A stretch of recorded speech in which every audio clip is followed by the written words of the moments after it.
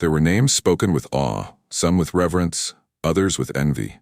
But hers was spoken only in whispers, and only when no prince dared to listen. Zara of House Myrr. They called her many things across the star systems, the void flame, the cold harbinger, the monarchless queen, but none dared call her woman, not openly, not when she could bend entire councils with a look.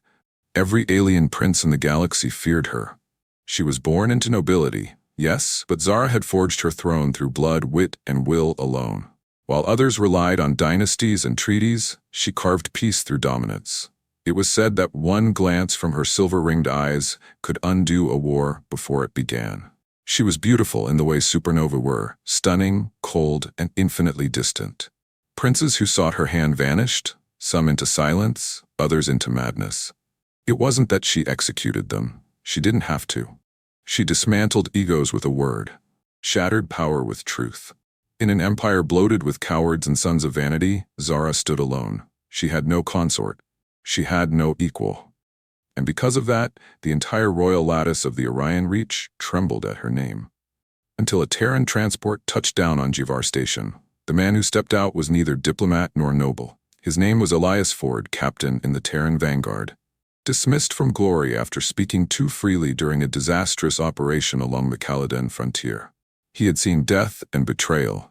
He had seen gods made of dust. Now he was a courier, running classified shipments across the no-man's edge of the neutral rim. He didn't want trouble, but trouble had already heard of him. He first saw her in the Grand Concourse. Zara, draped in obsidian silk, her presence rippling through the station like static. Her guards moved around her in precise geometry. Civilians bowed or turned away. Even the station officials shrank behind durasteel doors when she passed.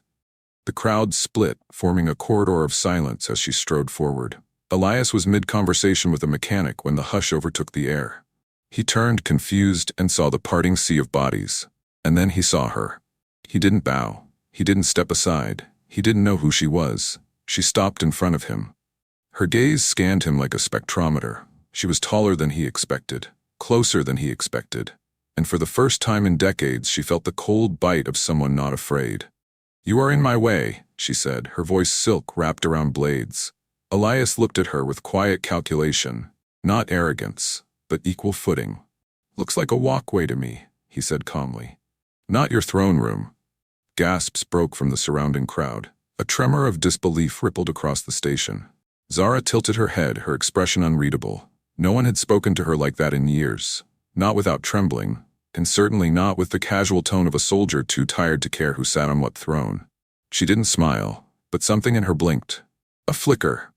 Recognition, perhaps. She stepped forward, inches from him. "I will remember you," she said. Elias gave a short nod. People usually do.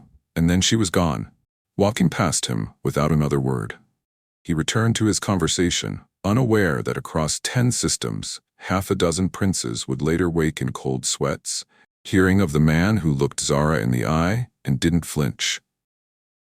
The invitation arrived less than 24 hours later, encoded with 6 royal seals and transmitted through a protected frequency that Elias didn't know his shuttle had.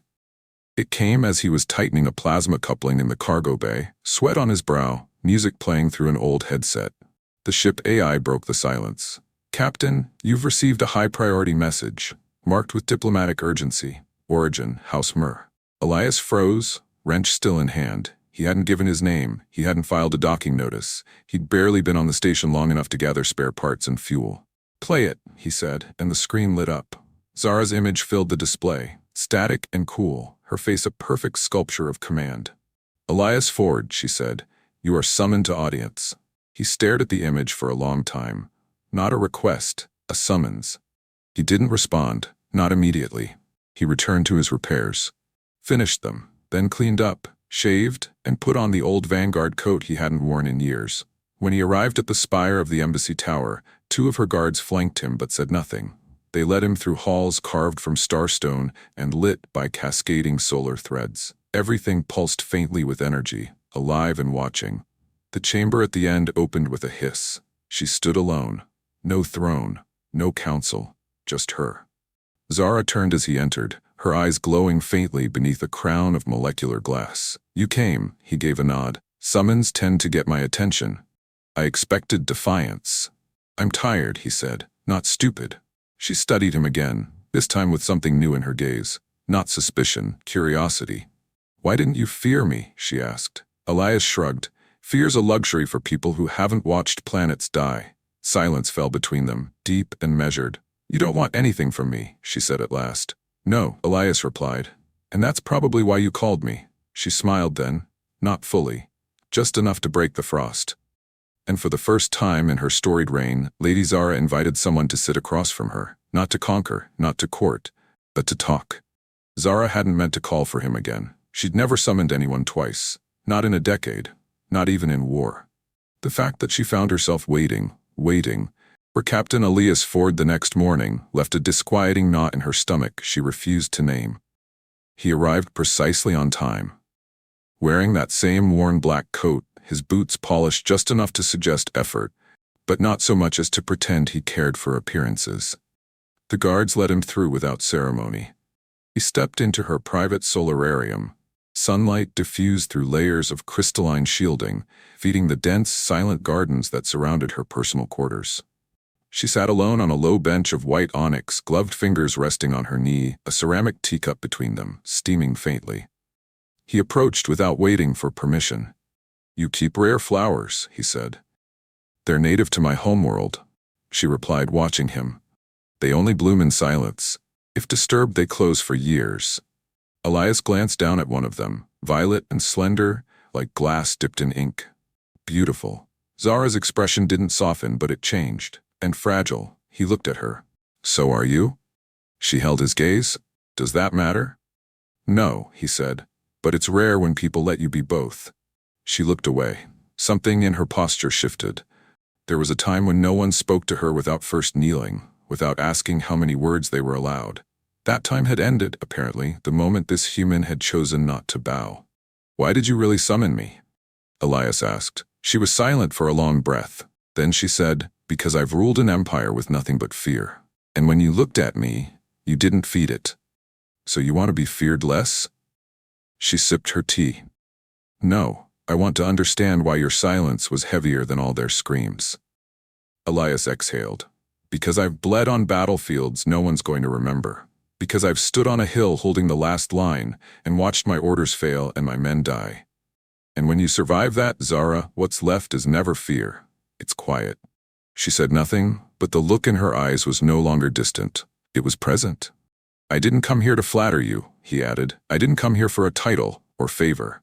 I know, she whispered. He rose. I'll leave. She stood then, abruptly, as if yanked upward by some invisible thought. You are the first man to stand in front of me, she said, voice low, and not ask for anything, and that terrifies me more than the rest ever did. Elias didn't respond. He simply nodded and turned away. And as the doors closed behind him, Zara Myrr stood alone, heart pounding in a way that had nothing to do with war. By the time the news of Zara's meetings with the Terran soldier reached the royal houses of the Central Ring, panic had already begun to calcify into insult.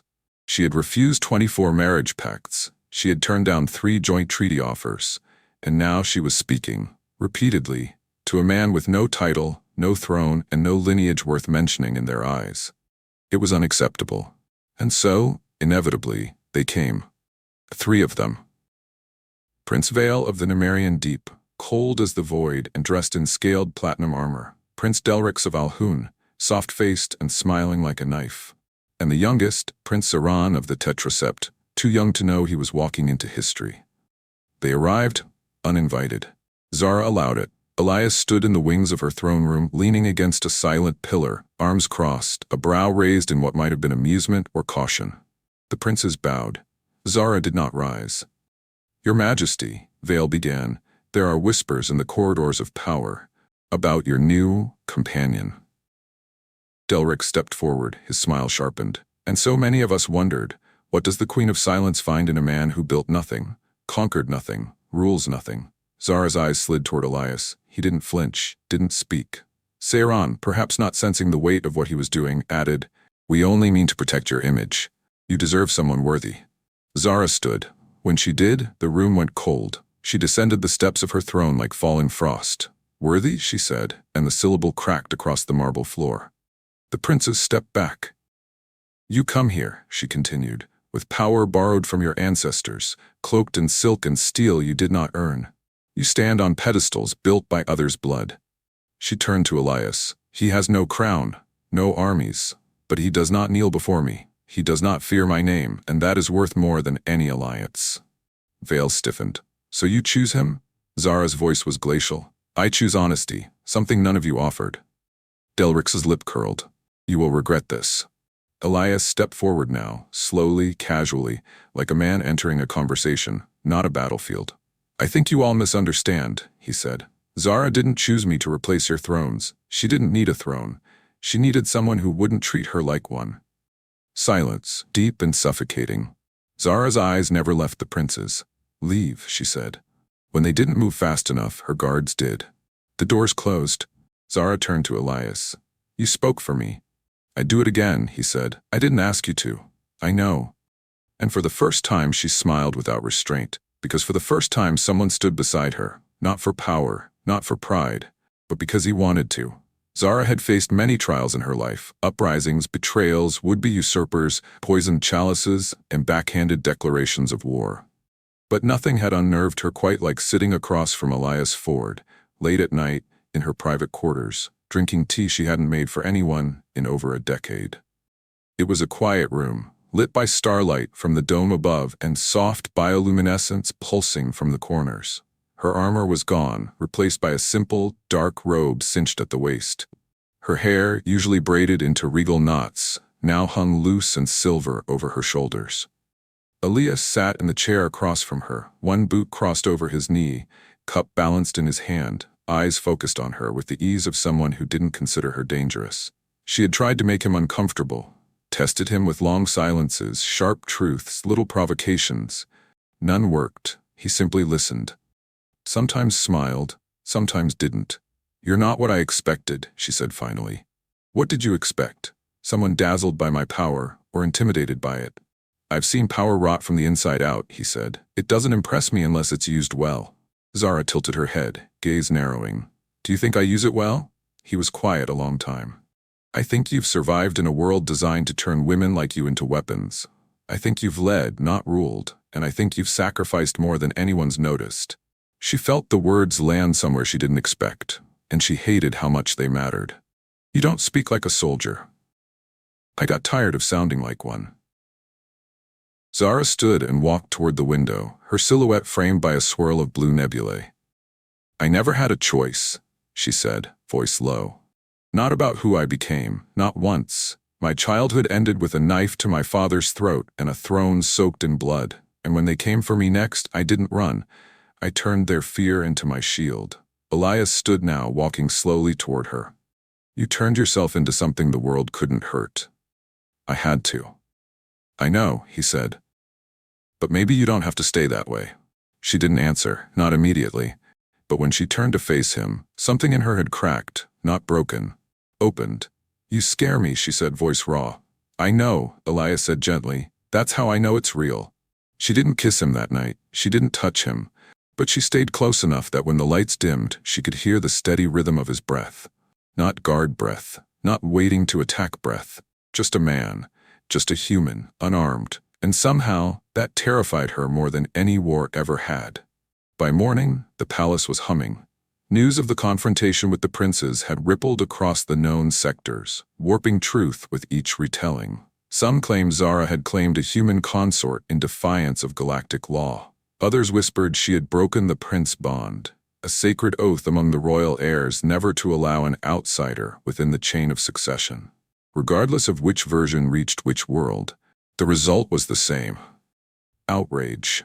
Her council convened. They sat like statues at the great obsidian table, 12 voices, each representing a different system under her dominion.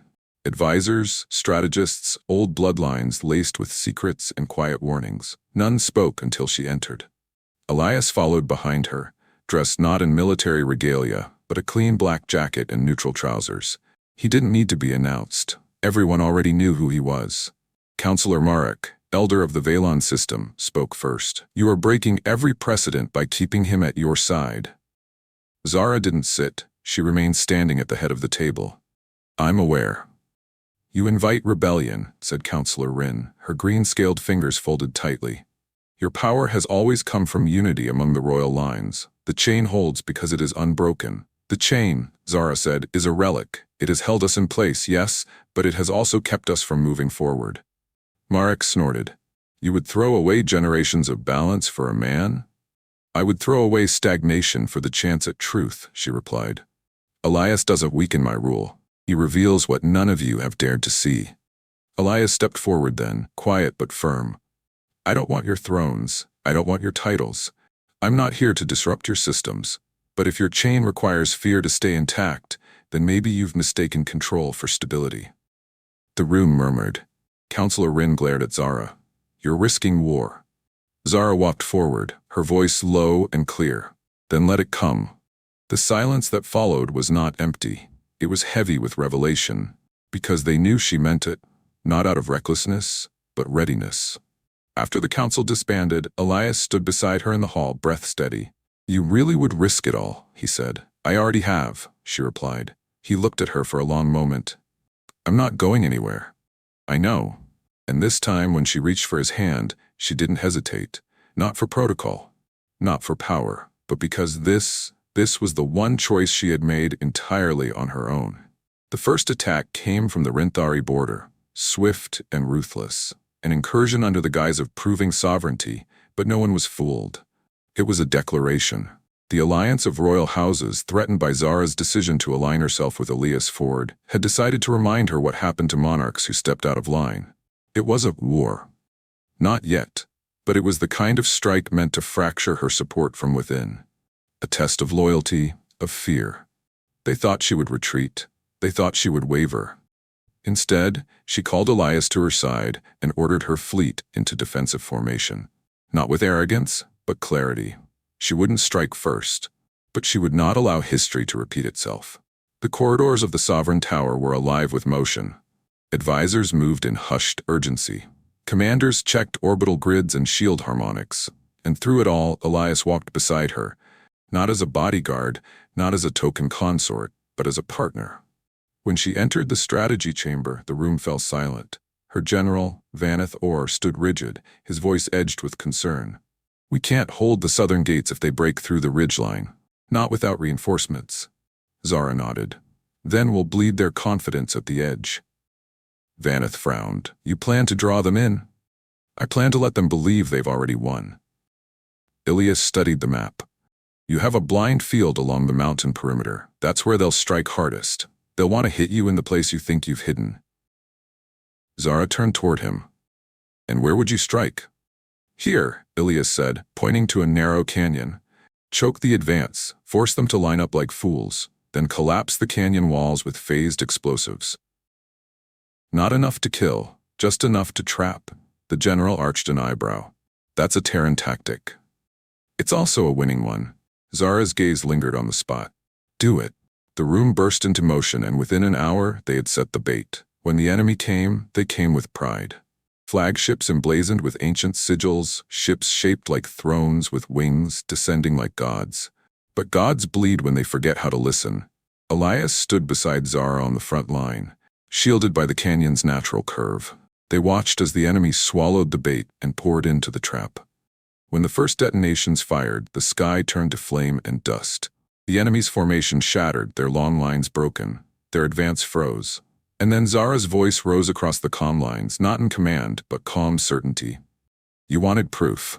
Here it is. I do not rule because I must. I rule because I can, with or without your thrones. When the enemy limped back into hyperspace, they carried with them more than shame. They carried the beginning of a legend they couldn't undo.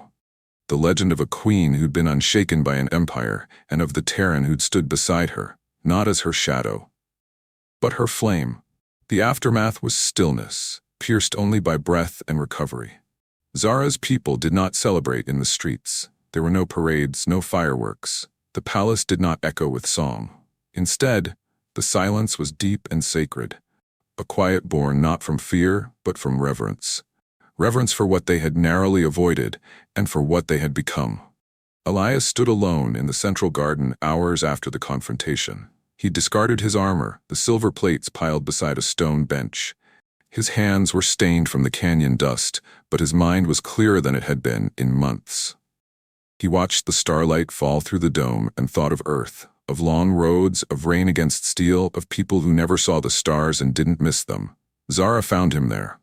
Not as a queen, not even as a leader, but as herself. She sat beside him on the bench, wordless at first. Her robes shimmered softly in the low light, the silver embroidery catching every flicker of the dome's glow. "You've changed things," she said eventually.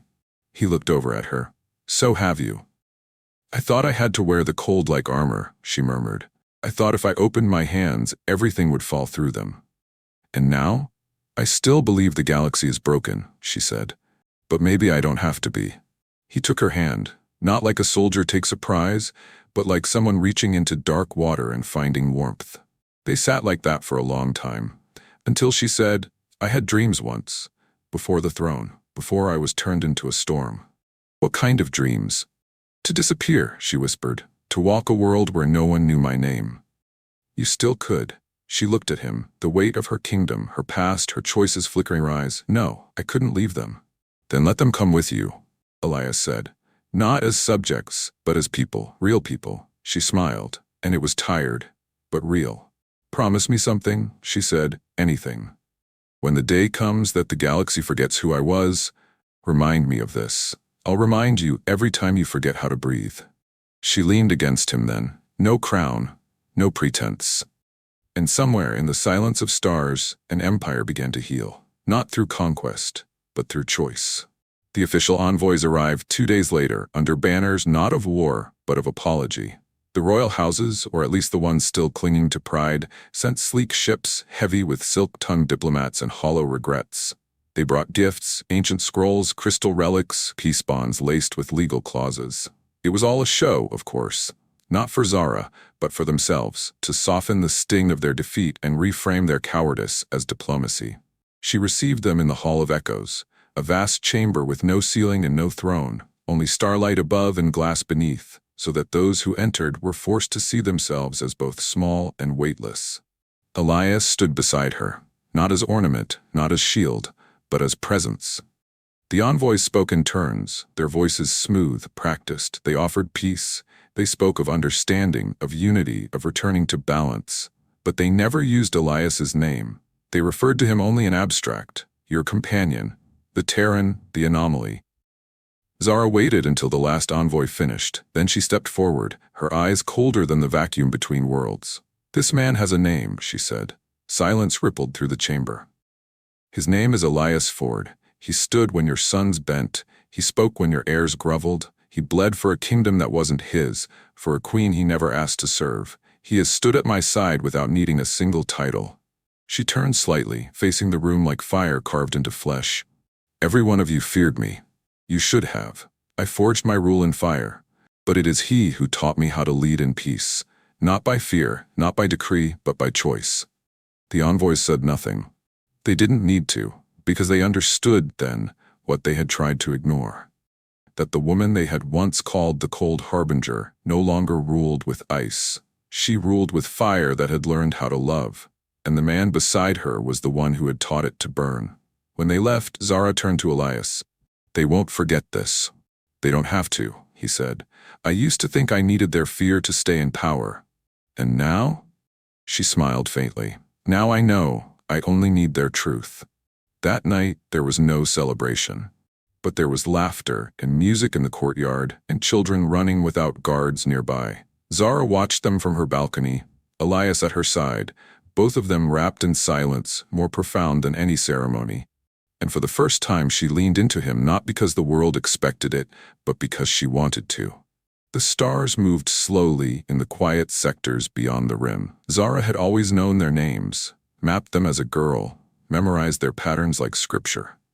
But now, sitting beside Elias aboard a borrowed cruiser with no royal emblems and no planned destination, she felt as if she were seeing them for the first time.